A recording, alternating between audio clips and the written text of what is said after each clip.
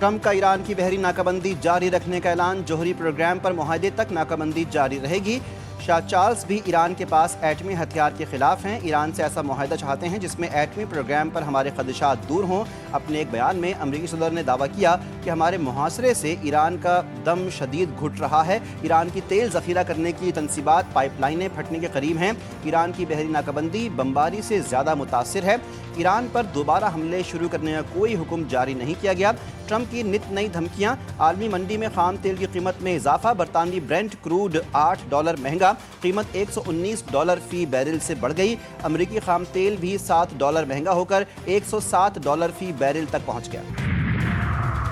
ایران جنگ کا مقصد امریکہ کے وجود کو محفوظ بنانا تھا، صدر ٹرمپ نے واضح کیا کہ ایران کبھی جوہری ہتھیار نہیں رکھ سکتا۔ امریکی وزیر جنگ پیٹ ہیکسٹ نے کانگریس کی ہاؤس آرمڈ سروسز کے سامنے پیشی کے دوران بتایا، صدر ٹرمپ نے ہمیں $1.5 ٹریلین کا بجٹ دیا ہے۔ صدر ٹرمپ واحد صدر ہیں جنہوں نے امریکی مفادات کا تحفظ کیا۔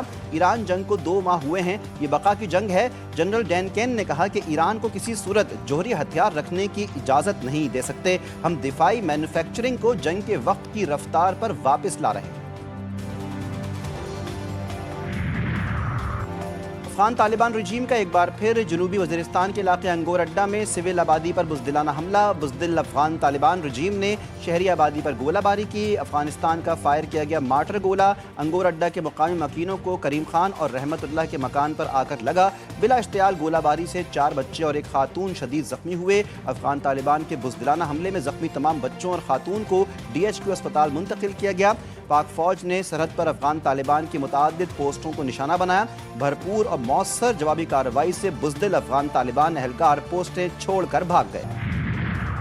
اور عالمی منڈی میں خام تیل کی قیمتوں میں عدم استحکام کا بہانہ، شہباز سرکار کی مہنگائی کے مارے عوام پر ایک اور پیٹرول بم کی تیاری، پیٹرول کی قیمت میں ایک بار پھر بڑے اضافے کا خدشہ، ذرائع پیٹرولیم ڈویژن کے مطابق پیٹرول کی قیمتوں میں 40 سے 50 روپے تک اضافہ متوقع ہے، پیٹرول کی قیمت 430 روپے فی لیٹر سے تجاوز کر سکتی ہے، ڈیزل کی قیمت میں 30 سے 40 روپے تک کا اضافہ متوقع ہے۔ وزیر پیٹرولیم نے رواں ہفتے کہا تھا اگر IMF نے اجازت نہ دی تو پیٹرول اور ڈیزل پر 50 سے 55 روپے لیوی لگانی پڑے گی۔ کراچی میں رواں سال کی سب سے بڑی 20 کروڑ کی ڈکیتی، صدر زیب النصر اسٹریٹ میں ڈاکو سنار کی دکان سے کروڑوں روپے مالیت کا سونا لے اڑے، نقب زنی کی CCTV فوٹیج GTV نیوز نے حاصل کر لی۔ موٹر سائیکل سوار ملزمان دکان کے تالے کاٹ کر اندر داخل ہوئے، دکان میں موجود تجوری اٹھا کر لے گئے۔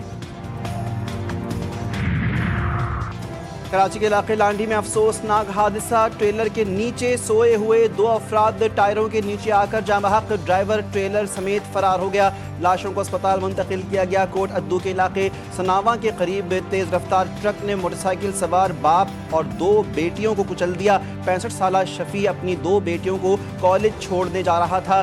چونیا کے قریب چھانگا مانگا میں اسکول رکشہ اور بس میں ٹکر، 2 طالبات جاں بحق جبکہ 5 طالبات سمیت 6 افراد زخمی۔ مسلم لیگ نون کو جب بھی حکومت ملی ملک ترقی کی راہ پر گامزن ہوا، سینئر صوبائی وزیر مریم اورنگزیب کہتی ہیں کہ نون لیگ کی حکومت میں ترقیاتی کام ہوئے، پنجاب حکومت کے پاس اپنی کارکردگی بتانے کے لیے بہت کچھ ہے، اپوزیشن کے پاس باتیں کرنے کے علاوہ کچھ نہیں، معرکہ حق لڑنے والے وزیر اعظم اور فیلڈ مارشل کو سلام پیش کرتی ہوں۔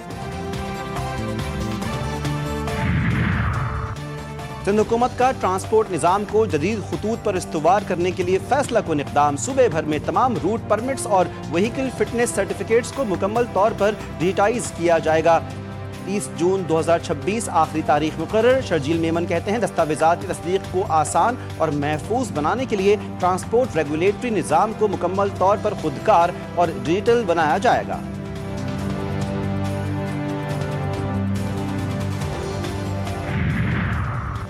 پاکستان کا Asian beach games wrestling event میں شاندار کھیل، قومی ریسلرز انعام بٹ اور اسد اللہ نے 2 میڈلز پاکستان کے نام کر دیے۔ 90 کلو گرام کیٹیگری میں انعام بٹ نے سلور میڈل حاصل کیا، اسد اللہ نے 80 کلو گرام کیٹیگری میں سلور میڈل جیتا۔